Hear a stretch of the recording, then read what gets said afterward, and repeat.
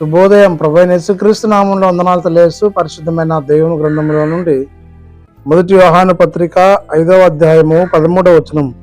దేవుని కుమారుని నామమందు విశ్వాసం ఉంచు మీరు నిత్యజీవం గలవారని తెలుసుకున్నట్లు నేను ఈ సంగతులను మీకు రాయిచున్నాను.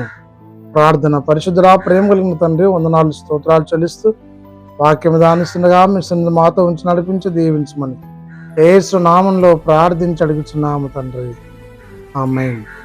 భక్తుడైనటువంటి యోహాను తన పత్రికలో విధంగా రాస్తూ తెలియజేస్తున్నాడు, దేవుని కుమారుని నామందు విశ్వాసం ఉంచి నిత్యజీవము గలవారై ఉండాలి అని తెలియజేస్తున్నాడు.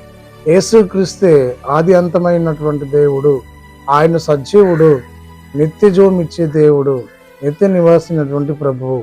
కాబట్టి ప్రియ సహోదరుడా, దేవుని కుమారుని యందు విశ్వాసం గలవారమై ఈ లోకంలో ముందుకు సాగాలి. తనందు విశ్వాసం ఉంచిన వారు ఈ లోకంలో వారిని ప్రభువు ప్రేమిస్తూ ఉంటున్నాడు. విశ్వాసం గల వారికి కొదువేముందని విశ్వాసముతో పరలోక రాజ్యాలను సుసంతించుకున్నారు. విశ్వాసం ద్వారా కార్యమును జయించగలిగినారు.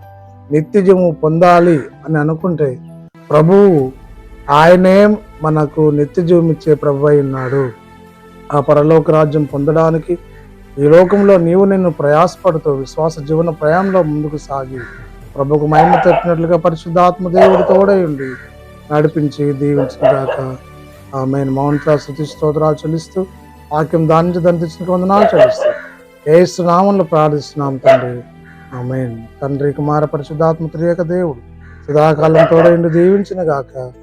ఆమేన్.